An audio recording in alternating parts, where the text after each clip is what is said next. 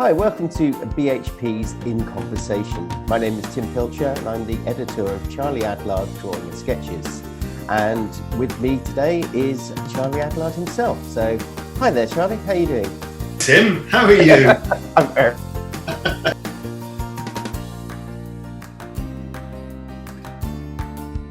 Charlie,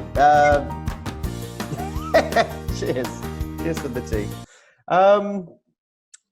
We're here to talk about your new book, Charlie Adlard Drawings and Sketches.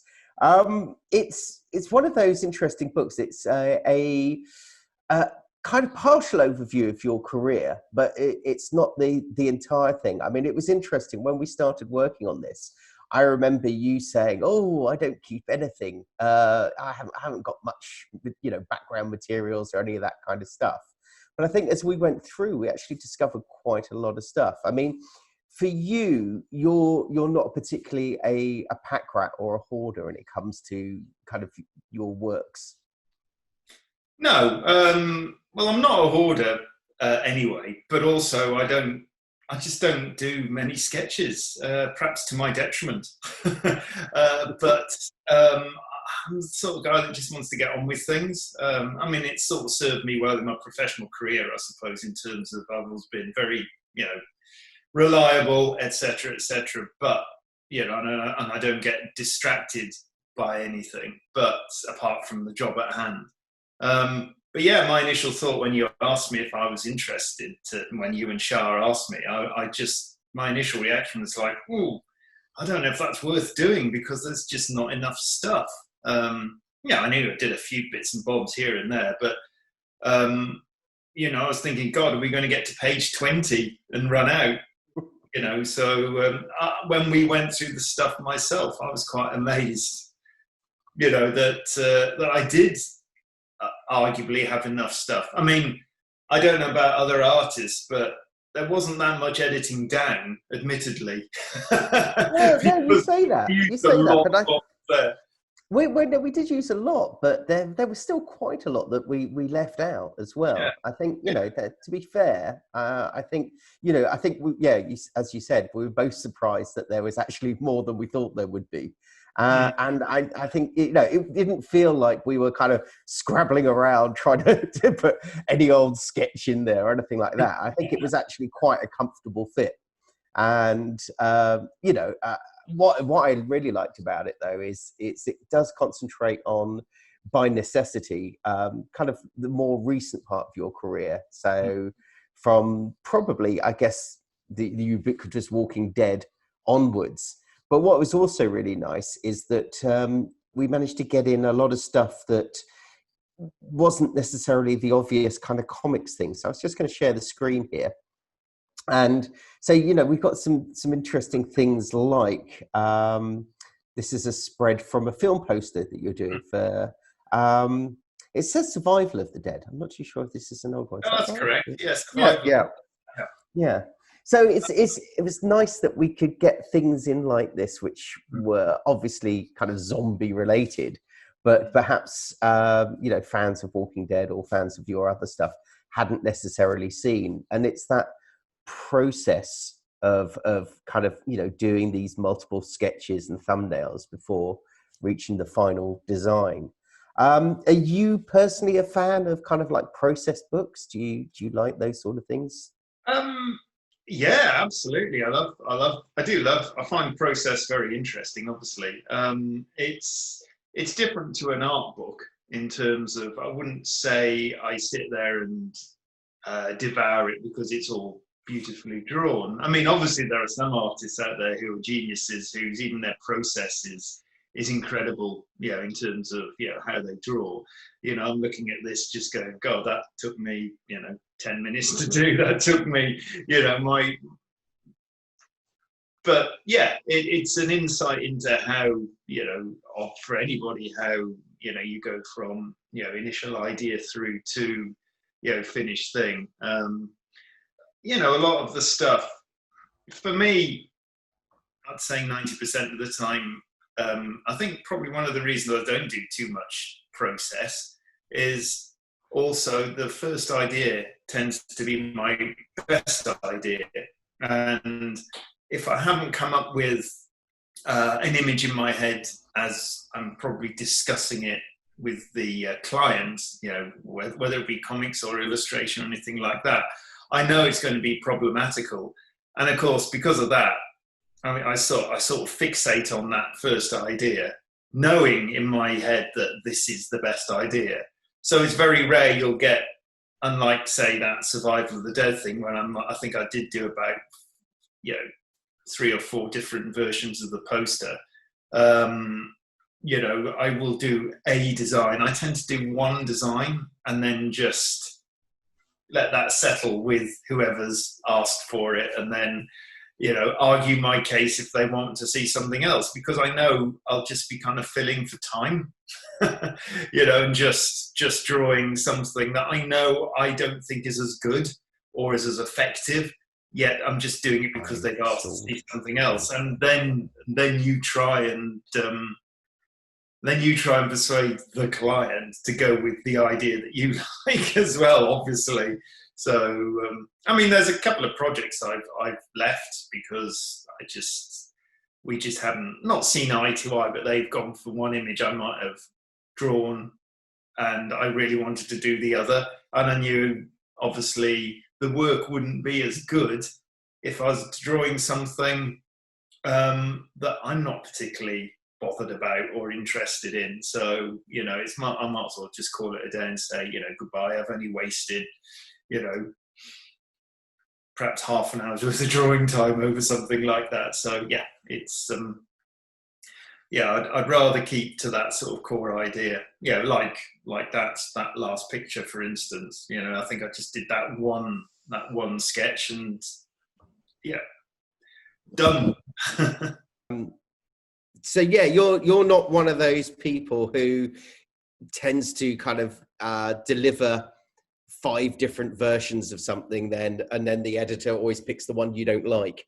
Yeah, that's what I was just saying. Yeah, it's I try and just do the one, and hopefully, like I say, the client will go, "Well, that's really good. I like that," and then we're off.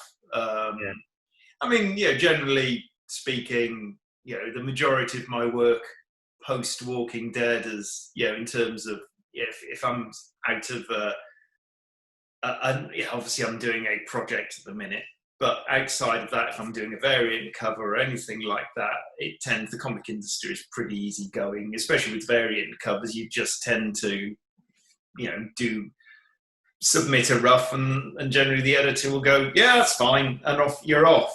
Simple as. You know, there's been other things that have been, shall we say, more complex. You know, I haven't really got myself involved with those for a while, to be honest, just because sometimes I'm in the lucky position, I suppose, to say that I can do what I want to do, and it doesn't have to be financially motivated. So, you know, if ever anyone's asked me to do something, you know, shall we say, you know, for a bigger client, and I know that it's going to be a bit of a ball ache to do, I've just turned it down. As simple as that. Well, unless I was really, really into it, but thankfully I wasn't. I remember I was asked to do a couple of years back. I think it's for Ferrari, I think. Loads of artists were doing pictures of the Ferrari race car as opposed to like the Formula One race car. Yeah. Ferrari, they do have race cars. Sorry, my knowledge of Formula One is rubbish. So yes, I'm sure it was Ferrari. And I was like, oh, that's interesting. It's not something you get asked every day, and the pay was pretty good, and it was through another comic artist who sort of asked if I'd be interested, and then then got me talking to the guys, you know, sort of working on this poster project. And it was, you meant to do a poster for every single Grand Prix for Ferrari. Not I was doing a poster for every single Grand Prix, be a singular artist for every singular Grand Prix. And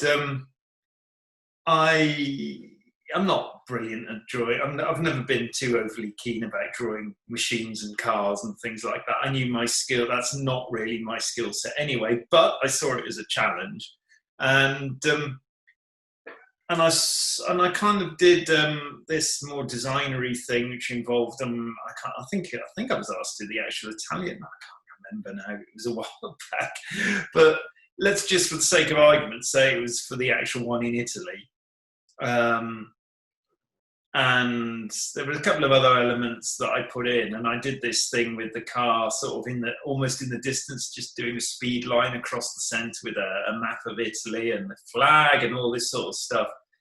And they weren't that keen on that design because obviously they wanted to showcase the car specifically as opposed to an overall nice design of something. So as soon as I realised they just wanted a pretty picture of the race car, I kind of backed out because I knew it just wouldn't be that great. And there were some amazing drawings of that other artists had done of the race car, and I just couldn't think of a more suitable. My race car would have kind of looked like everybody else's race car, and all that sort of stuff. So I ended up just like, nah, no thanks, I'm not interested. Thank you for asking, but I'm off, and I didn't regret it because I knew if they hadn't gone for that first design, which I was quite enthusiastic about, I knew my enthusiasm levels would have vastly dipped and the work wouldn't have been as good. Simple as that. Yeah. So I mean, that's an interesting thing, isn't it? I mean, with a career and of doing something like that a series as long as The Walking Dead, 15 years. How did you kind of maintain that sort of interest? Because it must have been difficult to go like, oh, it's another zombie having its head cut off or something, So how did you keep yourself interested while you were doing that over the years? Well, it's funny you say that because, that was probably the most problematical bit about Walking Dead was all the action, the zombie action anyway, is you're not trying to do it like superhero action, so you're kind of limited by, shall we say, realism, and B, zombies can only be killed in a certain way, so you're putting a lot of limitations on yourself anyway with something like that. And I got to admit, I was never, and Robert knew this, pretty much right from the beginning, I was never that interested in doing the action stuff. I was more interested in the character stuff. But I don't know, unlike many artists who, for whatever reason, seem to get bored after, a year or two on a book, I just thought, 90% of it relies on how good the script is. And if the script still keeps me enthusiastic, there's no reason for me not to draw The Walking Dead. And obviously, Robert's scripts just kept getting better and better and more, kept me interested in everything. And I did. I've always wanted to do a long form story. And obviously The Walking Dead became that one. I didn't expect it to be at the beginning. I never thought in my wildest dreams that I'd have ended up doing 16 years on a zombie book. But here we are. And I think, most people, end up, I think success is most of the time attained by chance and luck. So, none of it's preordained or planned. So, and I'm in the same boat. It was just happened to be the one that worked, and great. And I just enjoyed the characters, and obviously Robert would introduce more characters, keep it fresh. Doing the 2-year jump was a brilliant bit of writing because that felt like we were suddenly drawing. I felt like I was suddenly drawing another book. A new book with new characters almost, so just little things like that, changing the scenes, it all keeps things fresh. And but like I said, it was the the zombie action was the only thing, actually, I must admit, that when inevitably sort of came, I would be the one that would not want to be that in. Sorry, I've just had a text. If I don't switch it off, it'll do it again. That's Yeah. yeah, yeah, it would be the only thing I'd sort of half grown at. I think, oh, I've got to try and make Michonne chopping off a zombie's head in a different way. Interesting again. That was the only chore. When you were working in the early days, you were obviously like this spread here, you were penciling and inking yourself. Yeah. Did you find as you went on and you focused on more on the penciling and you brought in inkers because of time constraints and things like that, did you find that the way you penciled was, did that change and evolve? Yeah, oh, absolutely. I mean, let me be clear. This is my comfort zone, shall we say. This is what I do now. Looking at these 2 pages, this is how I work. When I was just penciling, it wasn't by an artistic choice. It was literally, as you said, it was a time choice. I'd have preferred to have carried on like this because I am my own best inker. And, Stefano Gaudiano, who inked all those issues of The Walking Dead brilliantly, he knew that. I've said this multiple times in interviews and multiple times to him that I am more comfortable going right to the end with it, shall we say, rather than just finishing with pencils.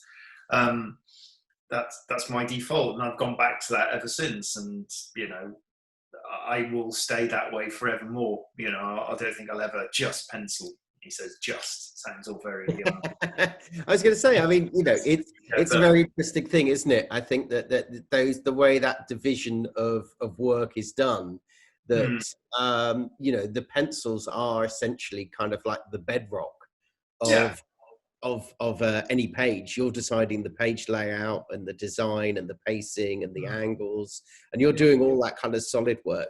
Yet obviously, if you have someone terrible doing your inks, it's kind of like building a terrible house on good solid foundations. Still exactly. Somebody comes in and just bugs it all up for you, don't they? Yeah, all that work. Yeah, I mean, what I enjoy, it's interesting. What I enjoy is I do enjoy the process, the laying out and the figuring out the story, and I enjoy the finishing, the inking, whatever that might be. What I don't particularly enjoy is that middle sort of thing, is perhaps refining the pencils to a point that I can ink them. I don't know why. It just feels like I always use the analogy when I was at art college. Obviously, I didn't do comics at art college. I actually did a course in film and video. And what I really didn't enjoy was the actual just going out there and doing the actual shooting of whatever film video I was making. I enjoyed getting back into the edit suite and sticking it together, which I sort of liken to finishing, or inking art, and the actual production of the things, the penciling. So it just felt like a bit meat and potatoes, that bit, to me, and just getting it done, getting it out of the way so you can get to the fun bit, which is the inking. And of course, when I'm doing it for myself, obviously my pencils are a lot rougher because I know what I'm going to do in the inks. As you can see here, in this page, Vampire State Building, I'm not adding any blacks or anything to the pencils because obviously I know where I'm going to place my blacks. Or, I mean, this is digital, so it's a one step beyond that, where obviously I can pencil even less because I'll start drawing ink as soon as possible because I know I can erase the ink straight away if it's not working. Obviously when you're drawing it, for real on a drawing board, you've got to perhaps take one step further with the pencils because you can't afford to make so many errors in the inks. Otherwise you'd have a page thick with the whiteout pen, which ain't brilliant to draw on. So so it's that middle bit I'm not keen on, but it's a process to get to the finishing. Yeah. But you've moved almost completely now into digital, is that right? I do enjoy digital because it is just so easy to do. It sounds, the stuff. Well, this page is such a good example. In a million years, these are obviously the story here is at the end of Vampire State Building, where the building's been burning. So as you can probably see, it's all these firemen are going through smoke, etc., etc. I could not do that effect on the drawing board. Well, I could do an approximation, but I don't think it would look as good. Whereas that was dead easy to do digitally. And then you put it on another layer, so it's not a pain for the colorist either, because obviously, if that was all flat, like drawn on a page, it would be a real pain for the colorist. But I put all that smoke on another layer, so the colorist can obviously choose to color under it, over it, whatever. So all that sort of stuff makes it very, very easy. No, I mean, the last few things I've done have been digital, but I view digital technology as just another sort of tool. Hopefully, in the new year, once I finish Heretic with Robbie, which is a new project I'm doing, that's Robbie Morrison, folks. I will be doing something back on the drawing board. I've already decided how I want to do it, and I've just been, in the last 4 or 5 years, I've just been buying loads of really nice pens, and I've never really got a chance to use them properly. So I've kind of come up. It's not an excuse. I haven't designed a project just so I can use these pens, but the project is sort of leaning itself to be drawn in that way, with more kind of interesting, nibs and sort of, pens basically. So I'm going to go back to drawing for real for a good few months after Heretic's done. So is Heretic? I mean, you're kind of renowned for being, a black and white artist, for want of a better word. You like black and white. You're comfortable in that. Although your work, obviously, like this, it has been coloured. But have you done? Is Heretic going to be in black and white, or have you drawn that to be coloured? Or I never draw anything to be coloured, to be honest. It's not a consideration that goes through my head.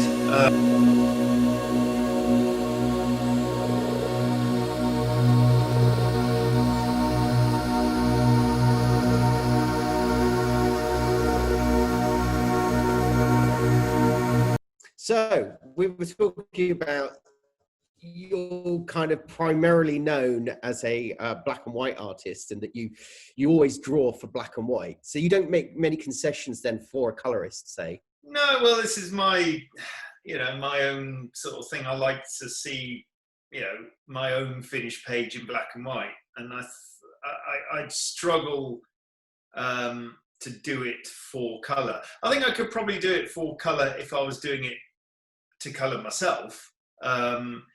But I don't really, unless I'm doing, like I say, a variant cover, or I think if I was doing any comic strip, whether it's a mini series, a one-off book, Walking Dead or whatever, long form, I just haven't got the patience, I think, to do all three processes. I got plenty of patience to do, the penciling and inking, but I find that to be more organic together.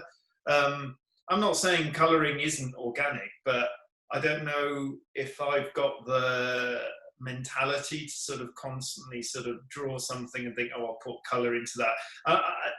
I'm not. I just haven't had the practice at doing something like that over a long, sort of set period of time. Perhaps I might do the colour to this new project. I don't know. I have been iffing and ahhing about it, because the advantage to what I do, because I use so much black, I prefer colorists who really scale back. I think it's as equally as skillful to undercolor something as it is to overcolor. At the end of the day, the best colorists are the ones that make the right color choices. So, I'm I'm quite happy to work with somebody that's very conscious of, doing the, actually say, a minimal colouring job, and they can still, arguably improve, what I've done in the black and white. Having said that, what I've been doing with Robbie on Heretic, I could share a page if you want. If you've got some, that would be lovely. I mean, I just while you're doing that, I'll just say, because it's interesting, because I mean, you do have a really lovely color sense, and it's like this cover for Curse of the Wendigo, and also the cover for the paperback with the lovely zombie painting. You have a really nice color sense. So it's interesting that it's obviously not from, I can't do color, because you obviously can. No. I mean, I'm not. There's plenty of people who are a lot more adept at doing it than I am, but that's probably more down to the fact that I just haven't had the practice. I mean, is that something that stems from, for you, was it an influence from, say, British comics? I mean, if you look at the sort of work of 2000 AD, and you had all of those guys in battle and that were all black and white, because obviously financially they couldn't do full color. Was that more of an influence for you kind of growing up, so artistically, say, than perhaps American comics, which were drawn full color? I mean, when I was a kid, you see, I was brought up primarily with Marvel UK. That was what I was reading from the age of 6 or 7 through till early teens, and because of that, you see, all that was printed in black and white. I didn't really have much exposure to color work. Obviously, I got to a certain age. Obviously, I was aware of that these weren't the original comics, and I knew that they were in color, in their original form. But it was easier where I lived anyway to get the Marvel UK stuff, and of course that was all printed black and white. I was reading 2000 AD. The majority of that at the time was black and white. So yeah, I was brought up with black and white comics, and even when I pick up something, other British comics, I'd read a bit of the battle picture libraries of the Commandos and all that sort of stuff. All of that, was Star-Lord. All of that was, artists that could draw, that their artwork would look finished without colour. So it would have influenced me, I'm sure. And when I first started, I remember when I was getting a portfolio together,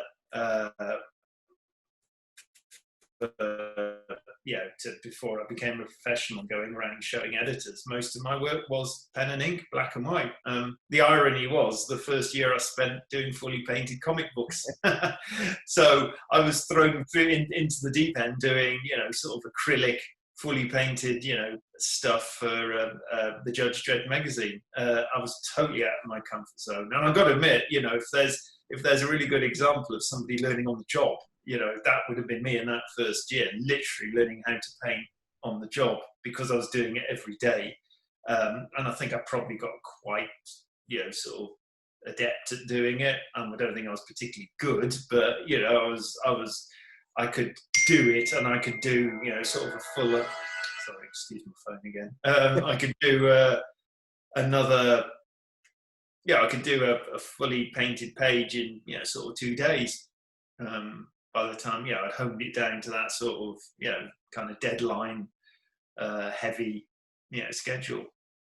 Well, I mean, it's one of those interesting things, isn't it? It's often, people look at the artwork and think that perhaps, you have, all the time in the world to craft, but it is actually a commercial endeavor as well. Yeah. So, you're having to make deadlines. So it's very much trial by fire. You're learning, but you're also having to still produce pages by a certain date, and you're having to do that thing of it's good enough, rather than sort of perfect. I mean, yes, with Walking Dead, as I always said, that my only regret really with stopping doing The Walking Dead is I can finally escape the that'll do attitude because I literally spent 16 years ago, that'll do, yeah, with every single page, because there just wasn't the time to hone, you know, to hone it down and be more satisfied with stuff, you know, and you know, a page that pleased me was, you know, I'll be the first to admit, it was almost an accident. You know, some pages are good, some pages are bad, but the bad pages I didn't have time to go back and make good. So, but of course, then the irony is, you know, you do something when you've got more time on it, and you could conceivably say, is it twice as good? So you've spent twice as long on it. Is it twice as good as something you sort of did with you know, a real particular tight deadline on it? And I could probably argue it's probably better, but not twice as good, you know? It's just, yeah, there is that fine line you've got to juggle. And I did enjoy that sort of, because of the tight deadline, you've got that sort of kind of laissez-faire attitude to it. So you do, because of that, and you're not caring is the wrong word, but because you just have to get it done, you get in there, you do it quick, and there's a certain freedom to that. There's a certain, just, it does free you up in a lot of ways. You're not overthinking anything. You're just letting your own natural resources just run with it, which is quite nice. And yeah, as much as I'm pleased with what I'm doing, say on Heretic, the thing is, Robbie, because literally I've had as much time in the world as I could possibly need to draw this book in. It's better drawn than The Walking Dead? I'll be definitely, because I've had 10 times more time on it, but is it 10 times better? just in terms of art, you know, I would argue not, you know. Can you show us some stuff? I will. Yes, just talk amongst yourselves while I find it. Okay. No, absolutely. That would be great. Yeah, because I mean, I've not seen any of those pages. I mean, it's interesting. In the book, obviously, we've got some very, very early sketches that you said. I mean, you've been working on the project for what, 20 years, was it, or something? Well, there is a connection, yeah, weirdly to something in the I'll just call up a random.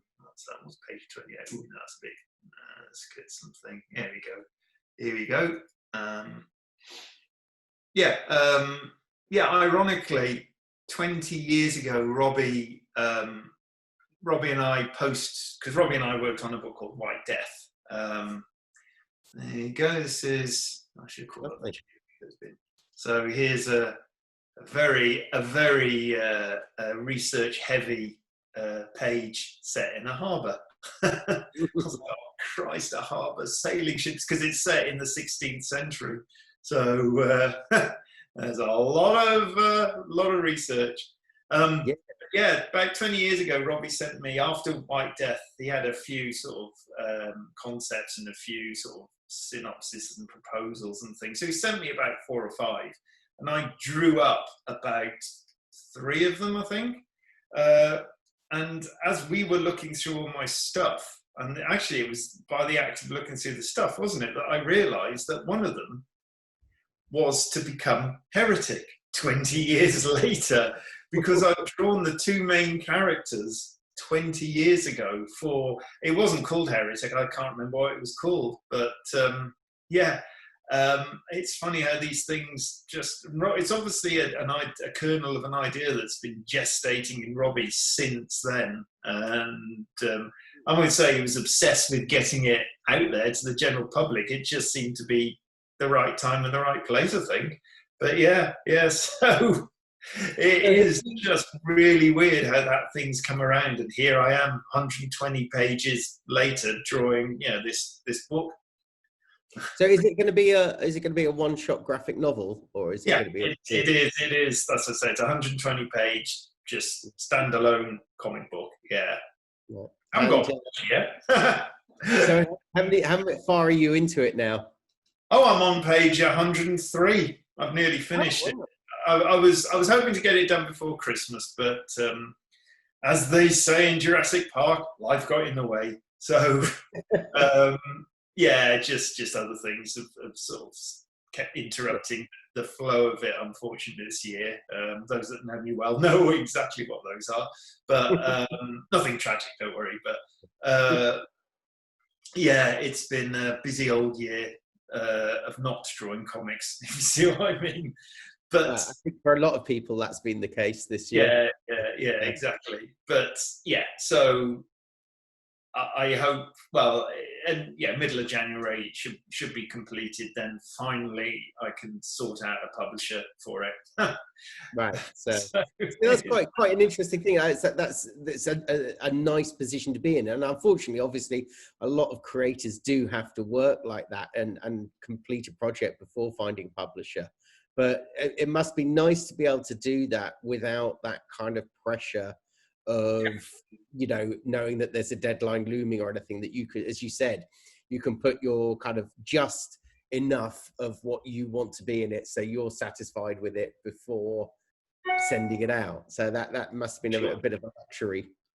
No, it was great. It was great to have, well, I mean, I say just this year, any year, this is how I'd like to carry on, to be honest. Is this sort of working process. Let's hope the other one doesn't take as long to do. It's been nice to spend a lot of time with this book, to be honest. I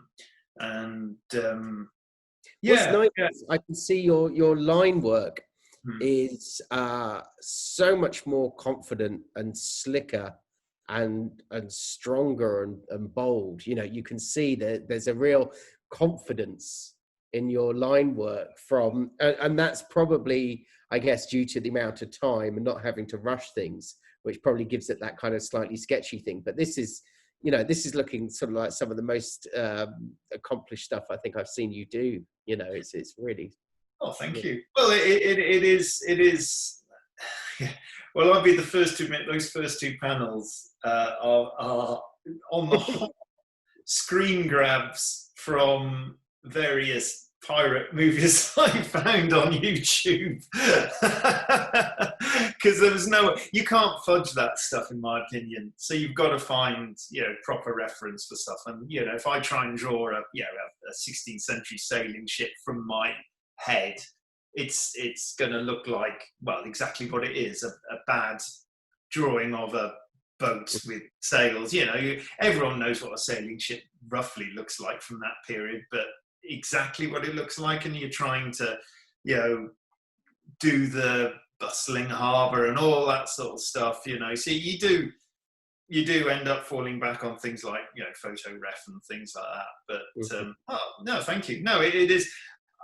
Ironically, I've been using this, like I said, this is digital, but ironically I've been using a pencil tool in the software I've been using, which is Clip Studio, because I wanted to give it that sort of slightly rougher edge to it, because it's set in the past, and just to give it that sort of more feeling of grime and grittiness.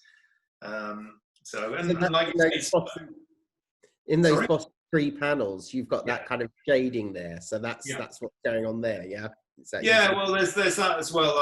I've got another layer of sort of a grey toning going on, which made Robbie say to me, "Do we really need a colorist for it?"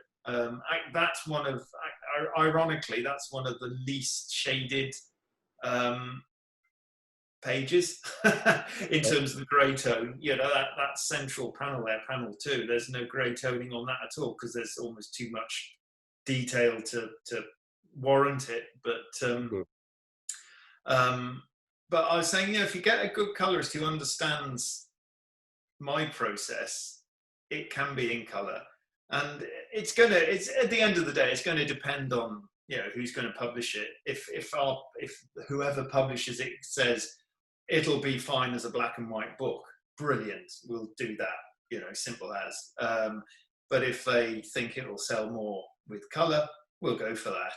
So we are actually talking to a friend of ours actually who's asked to color it. And I won't say his name because it's obviously not been confirmed yet, but hopefully he'll be able to do it. And if he does, it'll kind of be a book produced locally.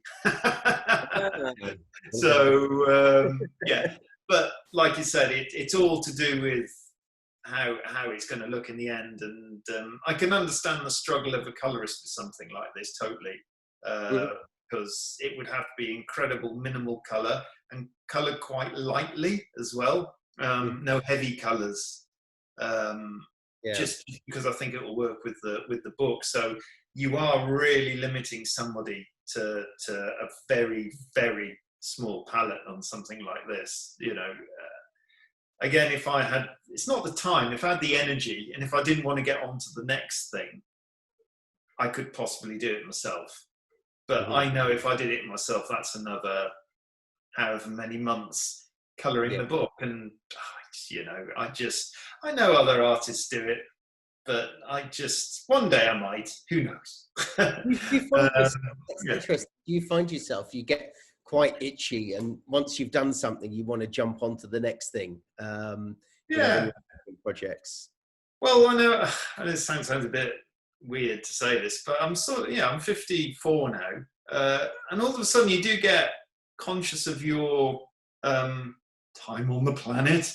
It says right over dramatically, but yeah, you do realise your time is slightly limited, and yeah, I do think the more stuff that I'll do, I'd rather get loads of stuff done of different types rather than just now. Especially, I've done The Walking Dead, I've done the big thing. That's it. I've proven I can do that. I don't need to do that again.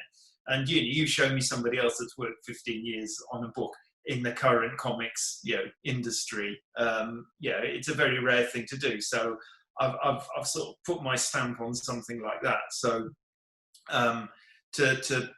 now I just want to do projects, but I want to do a lot of projects. I don't just want to, spend 3-4 years working on one thing. Because then you just think, well, that'll put me into 58, and then I'll be 60. Yeah, all that sort of. I know it sounds a bit ridiculous to think in that way, but I'd rather just perhaps one a year, something like that, and then I've got one of a better word, a legacy, and I've got the stuff to prove that I've still done it.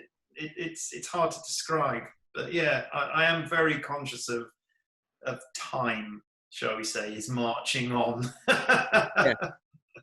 And yes, I guess there are a million different sort of ways of creating and a million different ways of stories to tell and things like that. So exactly. I'll put up another page. I'm everyone bored of looking at this one now. Let's just find another. Sorry, talking and trying to find something.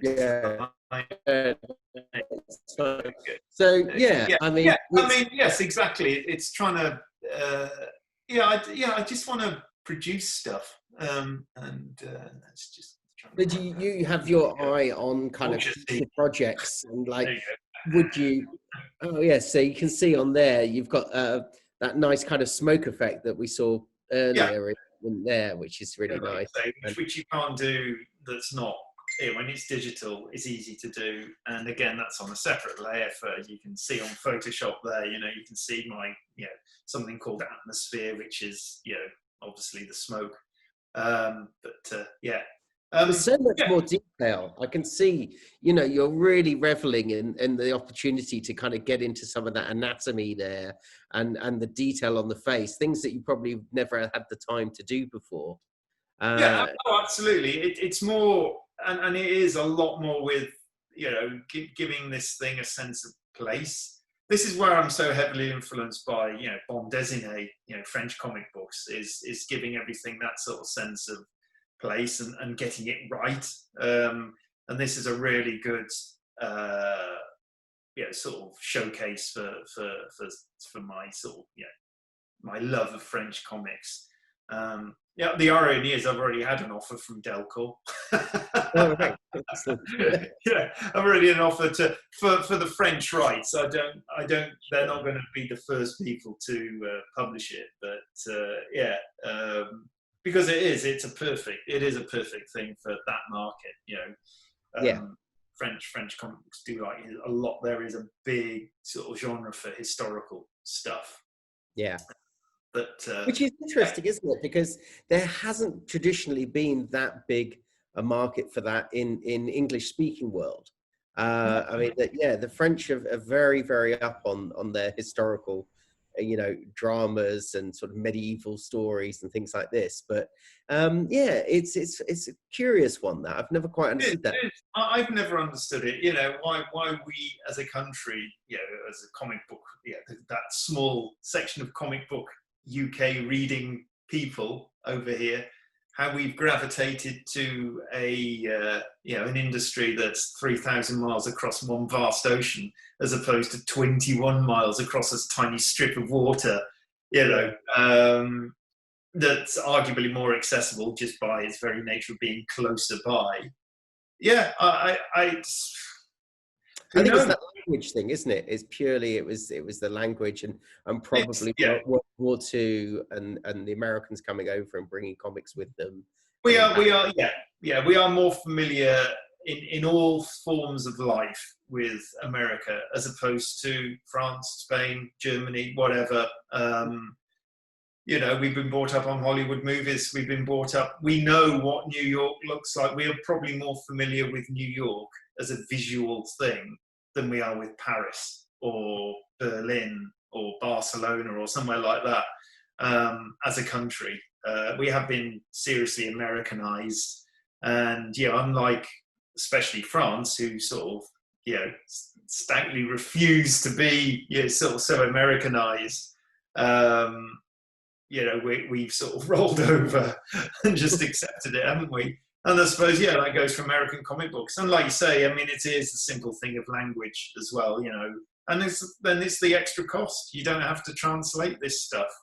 But you look at the irony, again, the weird thing is you look at stuff like, especially old Commando books and everything, and all those, and even, especially in older issues of 2000 AD and all that sort of stuff, there was a lot of European artists, working for them back then. And South American artists as well. Yeah, and South American artists and all that sort of stuff. So there was a definite European vibe to the earlier stories. So it's kind of interesting that we've still not accepted that and gone more of the American kind of way. Interesting. Yeah. So, but I'm steadfastly trying to be European. While being successful in an American market. So obviously there's that you can straddle both worlds. Yeah. Well, I mean, I think obviously The Walking Dead was, and so many things about The Walking Dead was a complete anomaly in terms of everything. Black and white book, non-superheroes, etc. You could almost argue that it was just as European as it was, American in terms of its storytelling. Even though Robert is not so unfamiliar with European style of storytelling, I found a lot of it was leaned towards that kind of stuff just by the very nature of the book. But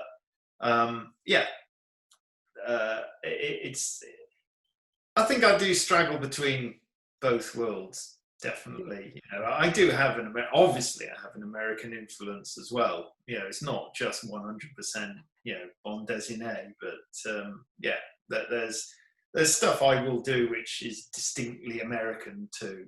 No, that's cool. Do you want to switch back to the other screen and then just show a little bit more of the book, and then we'll probably wrap it up, I think, because we've probably chatted for far too long. But I'll just show a last little bit of the book here. We'll whiz through. So we've got some nice pages of. I mean, the lovely thing I think about this is that it isn't just your kind of comics work as well. I mean, we've got sort of a lot of design work here for your local music shop there and bands.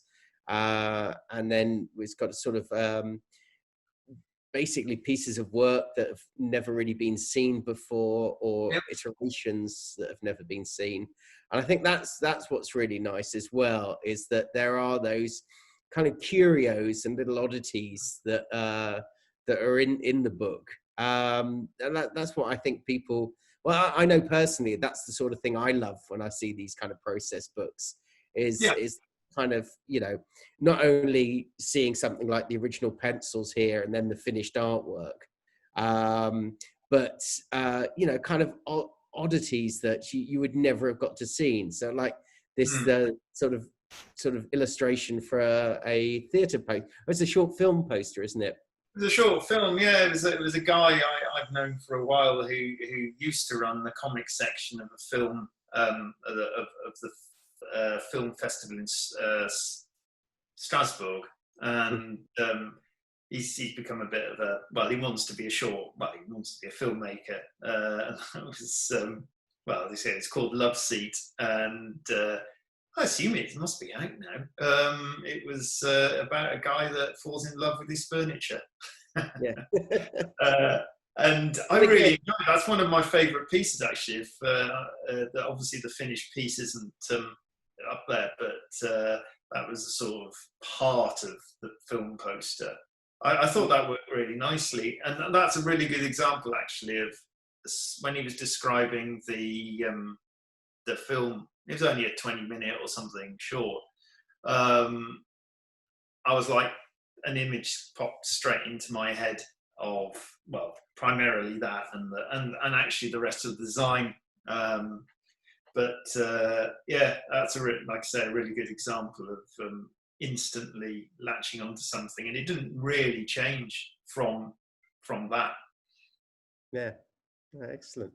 So yeah, I mean, I'm very happy with how the book is. I hope you are as well. I think it's, you know, as you you know, as we were saying at the beginning, I think it really does pack in a heck of a lot.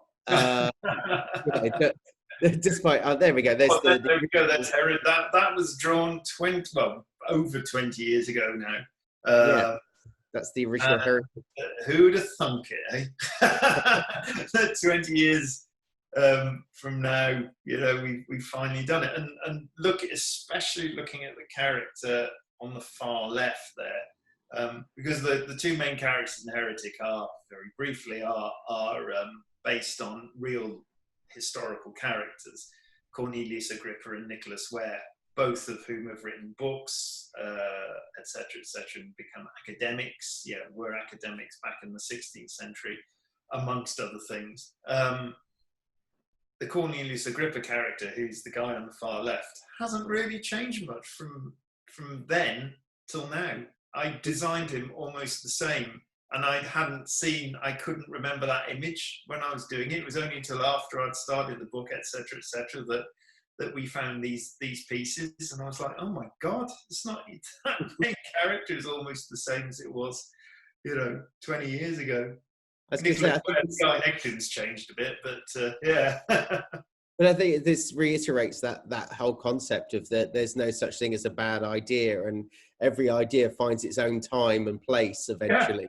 You know. Yeah, it is. It's the perfect example. Again, not that we ever realised it, and even Robbie didn't realise it. Robbie had forgotten that I'd drawn these designs 20 years ago until I sent him, after we chatted and found these bits of artwork. I remember sort of sending it over to Robbie and going, look, we did this 20 bloody years ago. Getting there in the end. Yeah, eventually. Nothing's wasted in my in my studio. Well, brilliant. Well, thanks for chatting with us, Charlie. Really appreciate it. And yeah, thanks for help putting together such a brilliant book. It was great. My pleasure, Tim. Thank you very much. Cheers.